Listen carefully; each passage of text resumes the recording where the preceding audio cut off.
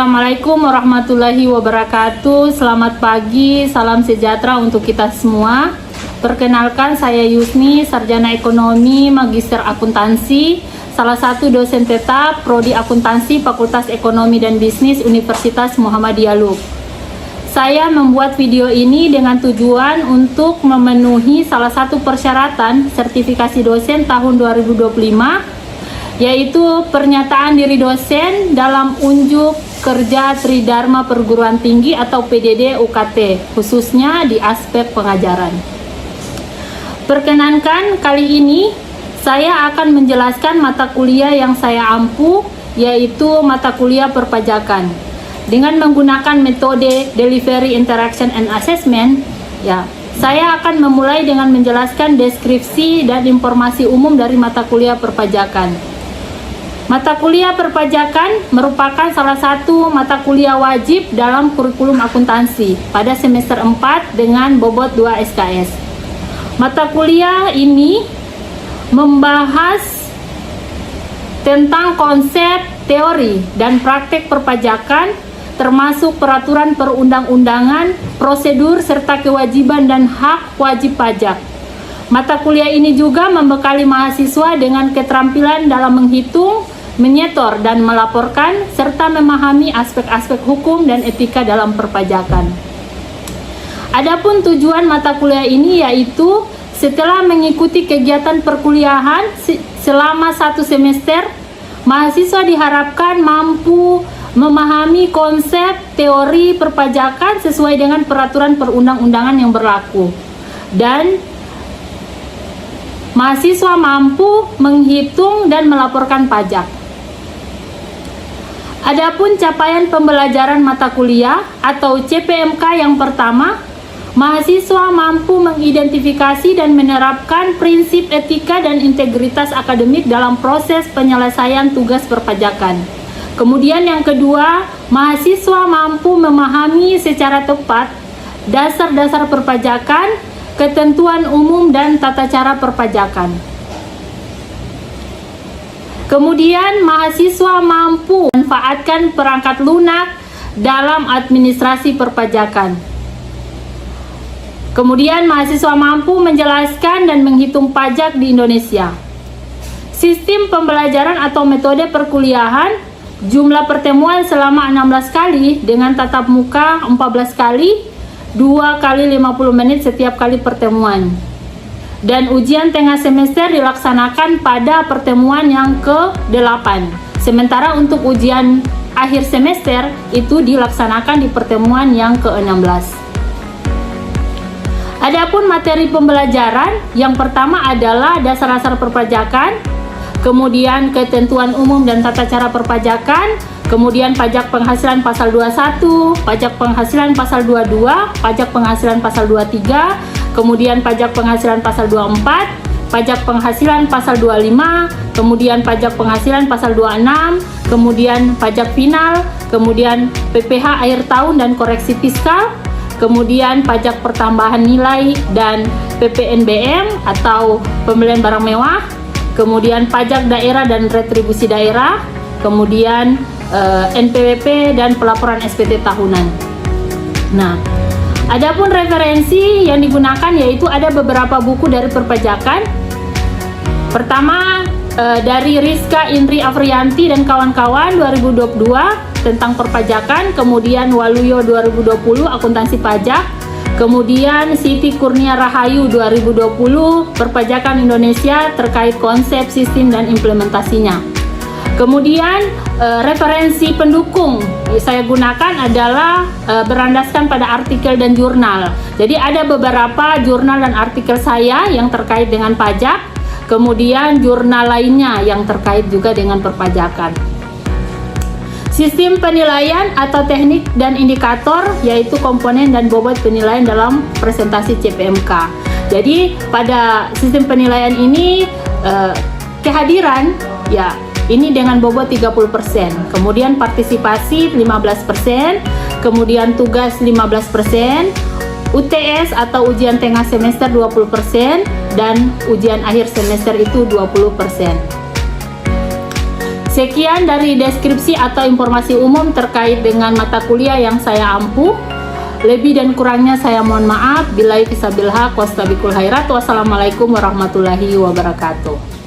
Assalamualaikum warahmatullahi wabarakatuh. Waalaikumsalam warahmatullahi wabarakatuh. Oke, selamat pagi menjelang siang dan salam sejahtera untuk kita semua. Bagaimana kabarnya adik-adik? Sehat-sehat? Semua? Alhamdulillah. Ya, masih sehat-sehat. Oke, seperti biasanya sebelum kita memulai perkuliahan, marilah kita berdoa menurut kepercayaan kita masing-masing. Berdoa dulu. Berdoa selesai. Bahwa di pertemuan ketiga kita akan membahas terkait pajak penghasilan pasal 21. Ya.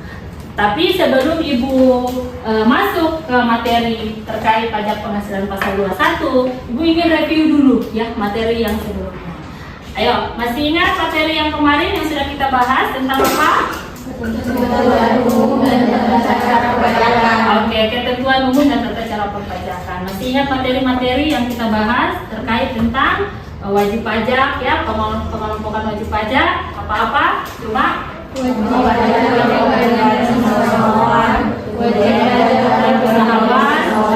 Dan wajib pajak badan. Pasal 21 adalah pajak yang dikenakan atas penghasilan berupa gaji, upah, honor, kemudian tunjangan, pembayaran lain yang sejenis ya, yang diterima oleh karyawan atau pekerja lain atau pegawai ya, kemudian dilakukan oleh orang pribadi.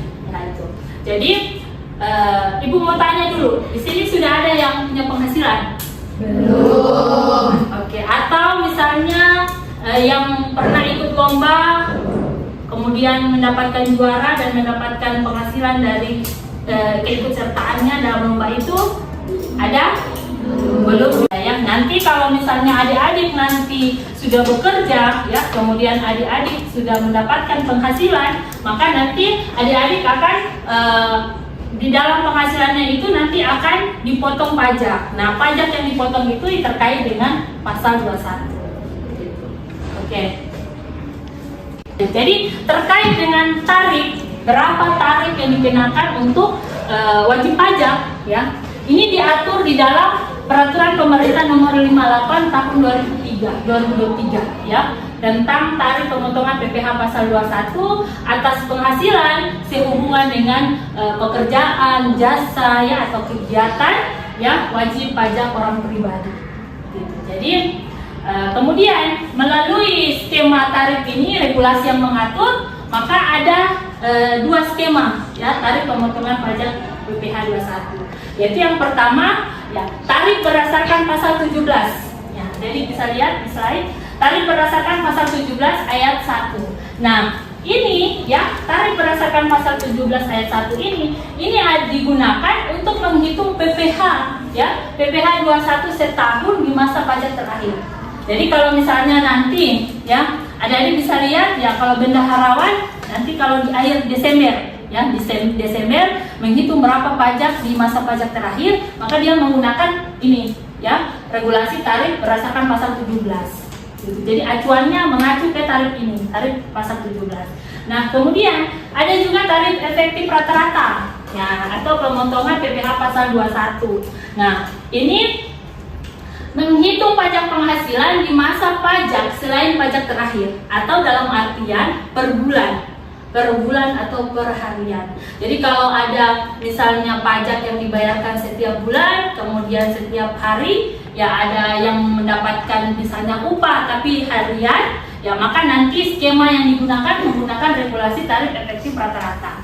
Jadi itu memudahkan. Makanya sekarang ini sudah digunakan ini, jadi sehingga adik-adik bisa lihat kalau orang yang bekerja, ya pas ketika dia terima gaji ya di per bulan, maka nanti sudah ada pemotongan pajak dari penghasilan itu ya, karena sudah menggunakan tarif efektif rata-rata. Jadi setiap bulan misalnya Januari penghasilannya berapa, langsung dikalikan ya, tarifnya, kemudian langsung dapat berapa pajak yang disetor.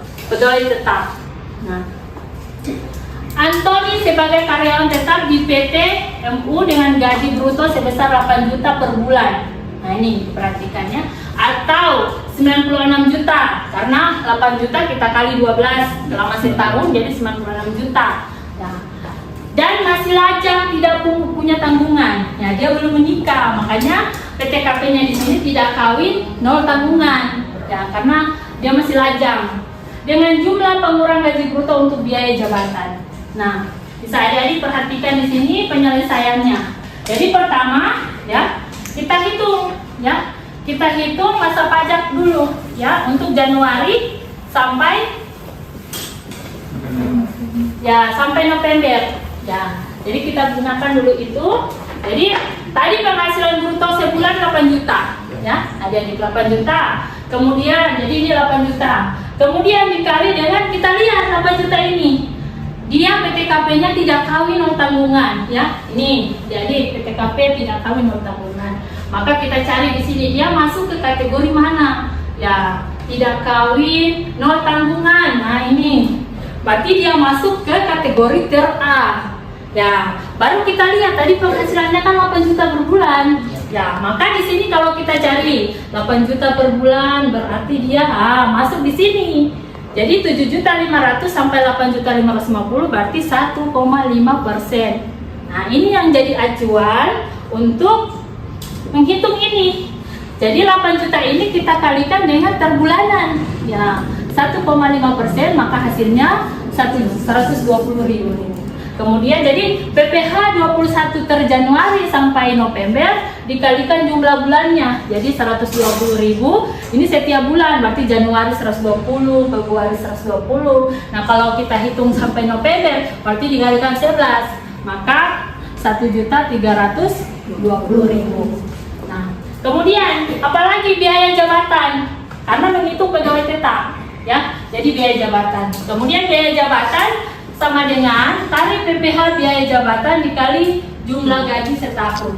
Jadi biaya jabatan itu tarifnya 5%. Jadi 5% ini kita kalikan jumlah gaji setahunnya. Tadi kan gajinya setahun 96 juta. Maka kita kalikan 96 juta dapat 4.800.000. Ini sih Bu, Nah, iya, silakan. Kan di situ ada biaya jabatan. Bagaimana kalau dia pegawai tetap tapi tidak memiliki jabatan? Apakah masih dilakukan pengurangan? Oke. Ya, bagaimana kalau dia pegawai tetap tapi dia tidak ada jabatan di tempat bekerjanya? Ya, maka tetap dilakukan pengurangan biaya jabatan. Jadi karena regulasi, ya, Kementerian Keuangan sudah mengatur bahwa selama dia menjadi pegawai tetap, baik dia punya jabatan atau tidak, tetap ada pengurangan biaya jabatan. Jadi kalau misalnya dia pegawai tetap di instansi pemerintah, tapi dia staf, ya, tetap, ya. Jadi tetap berlaku pengurangan biaya jabatan. Tuh, bisa ya. Jadi pengurangan biaya jabatan 4.800.000. Tapi yang perlu adik-adik ketahui di sini adalah batas maksimal. Jadi biaya jabatan ini batas maksimalnya hanya sampai 6 juta. Nah, jadi kalau misalnya kita kalikan penghasilannya setahun, kita kalikan dengan 5%, ternyata dia sudah melebihi 6 juta lebih. Maka yang digunakan hanya 6 juta. Jadi untuk pengurangan biaya jabatan hanya maksimal 6 juta. Ya, tetapi walaupun dia punya jabatan atau tidak, seperti tadi yang ditanyakan teman Anda, ya, itu tetap dijadikan pengurangan dalam perhitungan pajak, berapa pajak yang dibayarkan. Jadi tetap, ya, walaupun dia punya jabatan atau tidak di tempat bekerjanya, selama dia menjadi pegawai tetap. Bisa dipahami? Bisa? Oke. Nah, kemudian baru kita hitung PPh 21 setahun. Nah, untuk PPh 21 setahun, penghasilan bruto setahun dikurang biaya jabatan. Jadi penghasilan bruto setahunnya adalah 96 juta, ya. 96 juta ini kita kurangi 4.800.000. Dari mana? Ya dari biaya jabatan. Ini yang tadi. Jadi kita kurangi 4.800.000, kemudian dikurangi dengan PTKP. Kan kasusnya tidak ada, ya, iuran-iurannya, zakat tidak ada tadi di dalam contoh kasus. Ya, jadi sehingga ini 0 rupiah. Nah, PTKP-nya adalah dia tidak kawin, masih bujang, ya, masih tidak kawin, masih bujang. tidak punya tanggungan. Berarti PTKP-nya di sini 54 juta ya, karena hanya dia sendiri. Ya, tadi Ibu sampaikan kalau dia cuma sendiri maka 54 juta. Nah, itu dasar awal ya. Nanti disesuaikan kalau punya tanggungan berarti tambah-tambah 4.500.000 ya, tambah-tambah. Jadi ini 54 juta. Kemudian jadi 96 juta, 4 juta dikurangi 4.800.000, kemudian dikurangi 54 juta, dapat 37.200.000. Nah, ini PKP-nya. Nah, ini 37.200.000. Kemudian kita lihat tarif pasal 17 dikali dengan tarif pasal 17. Berapa persentase yang kita jadikan pengalihan dalam PKP ini? 37.200.000 ini masih ditarif 5%, karena 0 sampai 60 juta 5%. 37 juta masuk dalam tarif 5%. Maka itu yang dijadikan sebagai pengali untuk 37 juta. Jadi dapat untuk PPh 21 setahun 1.860.000. Nah, kemudian baru kita hitung PPh 21 masa pajak terakhir nanti di Desember ya, berapa yang harus dia bayarkan. Jadi tinggal mudah kalau kita sudah hitung PPh setahun, kemudian dengan PPh pajak per bulannya ya, per bulanan sudah memudahkan kita. Jadi tinggal kita kurangi, setahunnya dikurangi dengan yang per bulan. Jadi setahunnya 1.860.000, kemudian dikurangi per bulan tadi dapat 1.320.000, sehingganya dapat nanti di akhir tahun di masa pajak terakhir yang dibayarkan tinggal 540.000. Sehingganya kalau kita total ya, pajak setahun itu kan semua totalnya 1.860.000. Jadi sama balance yang dibayarkan di terakhir Desember 540.000, kemudian yang dibayarkan tiap bulan 1.320.000. Jadi sesuai ya, kalau kita tambahkan 540.000 ditambah 1.320.000 maka sama dengan setahun yang harus wajib dia bayar. Jadi tidak ada lebih bayar atau kurang bayar. Jadi tepat ya, sesuai, karena yang dia bayarkan setahun itu 1.860.000, tapi sesuai ya. Jadi dibayar di Desember 540.000 dan dipotong selama 11 bulan itu sudah 1.300.000. Jadi cocok ya. Jadi tidak ada selisih atau kesalahan dalam penghitungan pajak. Oke. Coba kalau Ibu coba, misalnya ya, di sini penghasilannya 10 juta. Ya. Oke, siapa yang bisa? Ayo. Kalau misalnya penghasilan 10 juta, berarti PPh 21 masa pajak terakhir berapa yang dia bayarkan? Sama Fajri, oke. Ya. Ibu ini.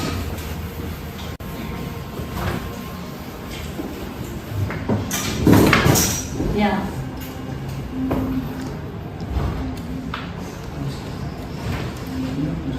Ya, coba dihitung. Kalau 10 juta, ini Ibu kasih contoh 8 juta. Ya, coba kalau 10 juta berarti berapa PPh 21 masa pajak terakhir?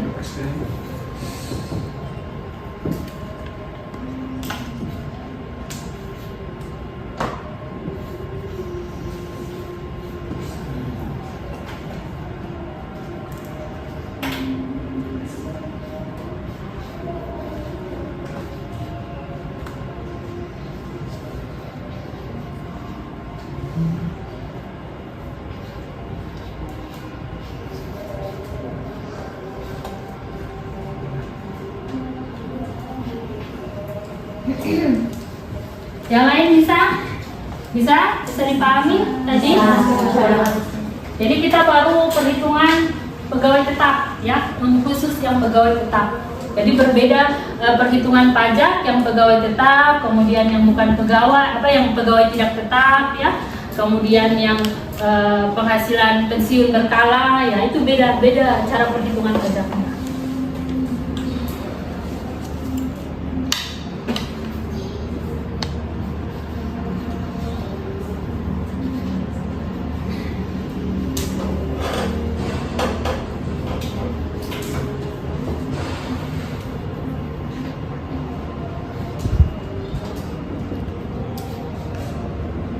Oke, 5% dikali berapa?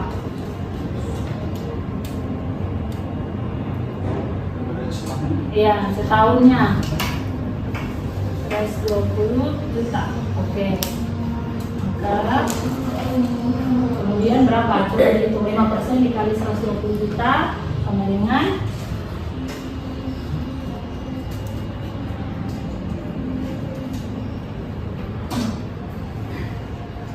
berapa?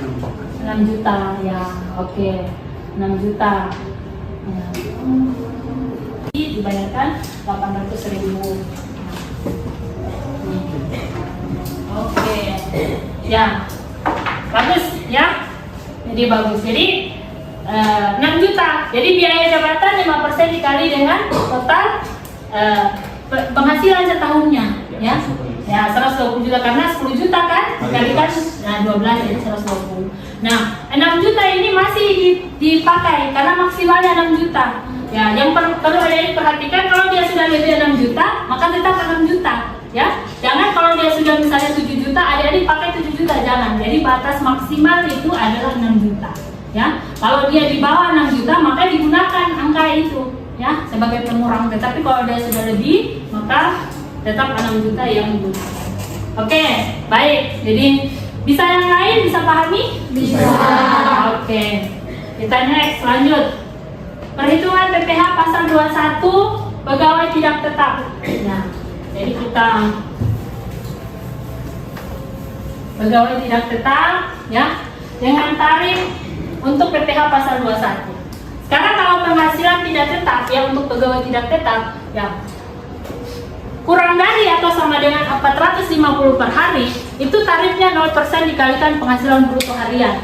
Nah, jadi kalau menghitung harian, ya kita boleh pakai yang ini. Tapi kalau sudah menghitung bulan, maka yang digunakan tarif ini.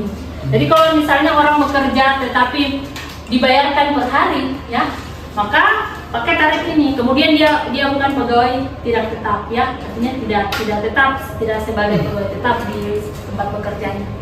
Maka dipakai pengurang ini. Jadi kalau misalnya dia kurang lebih dari 450 sampai 2.500 per hari, maka sudah 0,5%. Nah, tetapi kalau lebih dari 2.500 yang per hari, maka dia sudah menggunakan tarif pasal 17 dikali 50% dikali penghasilan bruto. Jadi nanti tarif pasal 17 ini apa? Ini tadi yang kita lihat kalau dia sudah 0 sampai 60, 5%. Kalau dia sudah 60 sampai masuk ke berapa? Jadi kalau dia misalnya sudah 3 juta, berarti sudah masuk di sini 5%. Ya, karena 0 sampai 60 juta 5%. Jadi tarif pasal 17 5%. Oke, kemudian dibayar bulanan. Ya, kalau misalnya dia bekerja per hari, ya. Per hari dia bekerja, hitungannya per harian. Tetapi dibayarnya nanti bulan, nanti 1 bulan baru dibayar. Tetapi dihitung misalnya 1 hari 20.000 ya 1 hari.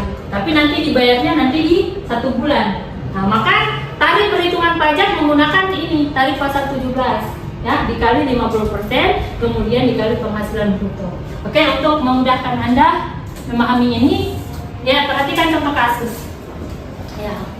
Mudrik adalah pegawai tidak tetap yang bekerja selama 1 bulan ya di PT GOT dengan status tidak kawin ya dan tanpa tanggungan, tidak kawin nol tanggungan, dengan upah harian sebesar 500.000.